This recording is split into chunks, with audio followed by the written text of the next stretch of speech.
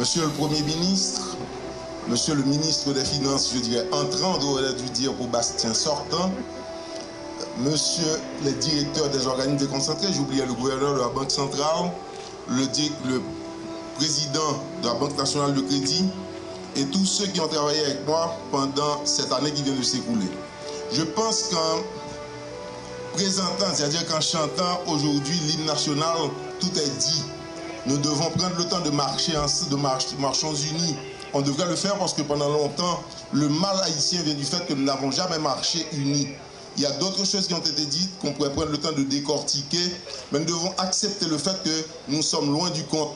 Nous devons prendre le temps de marcher ensemble, ceux qui partent et ceux qui arrivent, pour que finalement nous puissions jouer une autre symphonie au profit de notre pays.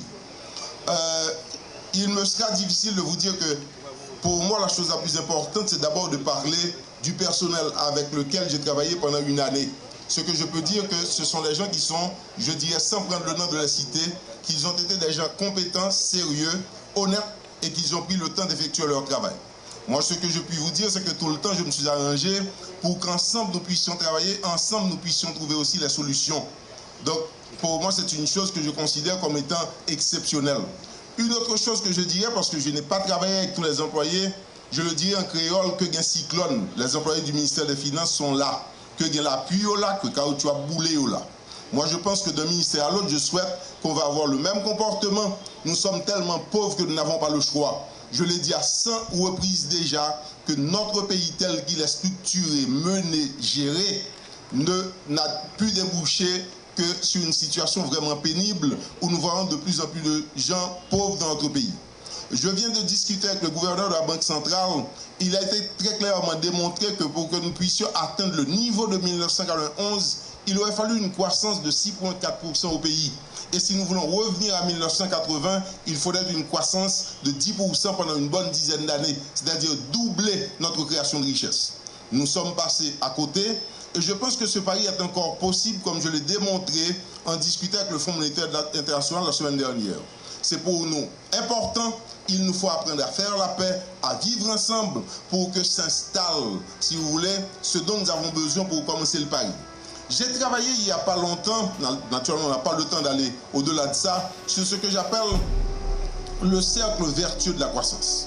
C'est-à-dire partir de la stabilité pour que finalement les gens aient suffisamment de conscience pour que nous sortions de l'arbitrage qui nous vient du commerce. Nous ne faisons que du commerce. Nous achetons à l'étranger, nous revendons en Haïti et notre déficit commercial se situe autour de 4 milliards de dollars.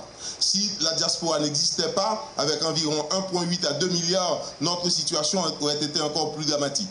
On dit de nous que nous avons du pétrole, on nous dit que nous avons de l'or qui n'a pas été exploité jusqu'à présent. Il n'y a pas un seul pays capable de résister aussi longtemps à une situation aussi dramatique. Mettons-nous donc ensemble pour que finalement nous puissions voir la lumière. Parce qu'il n'y a pas d'autre alternative à l'obscurité que la lumière, comme il n'y a pas d'autre alternative à la pauvreté que la richesse. Nous pouvons créer cette richesse. Nous pouvons passer de ce qu'on a connu, si vous voulez, de cette croissance rampante des deux exercices fiscaux de 1,2% à 1,4% pour finalement emprunter une autre voie où la croissance se situerait autour de 8,5%. Je vous donne un exemple. La croissance du secteur agricole a été de 3%, ce qui nous a permis d'atteindre 1,4%. Je dois vous dire que dans le même temps, la productivité du sol en République dominicaine est 3 fois plus importante que la nôtre. S'il n'y a pas de raison, si vous voulez, scientifique à cela, Haïti peut donc finalement prendre la route d'aider les paysans pour qu'ils produisent mieux, qu'il y ait par exemple des instruments aratoires, qu'il y ait des instruments mécaniques, que nous sortions pour que finalement de cet esclavage qui fait que l'on se retrouve avec nos ongles pour planter. Il est temps que nous voyons le pays autrement. Haïti, ce n'est pas là où nous nous trouvons aujourd'hui.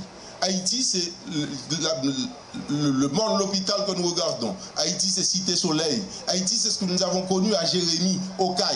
Cessons de rêver pour comprendre que pour que nous puissions regarder notre pays avec fierté, il faut un autre pays, capable de produire, capable de faire que, comme l'a dit un roi, je dirais, du 14e siècle en France, nous aurons réussi le pari quand dans chaque famille, bout dans la marmite, au moins un poulet. Ce n'est pas le cas dans notre pays, mais il est possible de le faire. Il a été démontré que chaque jour qui passe, les Haïtiens ont compris qu'il fallait de plus en plus de poulaillers dans le pays. On peut supporter cette démarche. Comme on peut supporter et faire que dans le temps, nous puissions avoir, si vous voulez, une productivité de 300% de ce qu'on a eu aujourd'hui. Il n'y a pas un pari qui soit impossible. Ce qui nous manque, c'est notre capacité de voler un peu plus haut, de sortir de l'espace couvert par, si vous voulez, je dirais des volailles pour emprunter celui des aigles. Haïti peut s'en sortir, il nous faut d'autres hommes, il faut des hommes avec du caractère, beaucoup de courage et qui comprennent la nécessité de faire autrement. Merci tout le monde.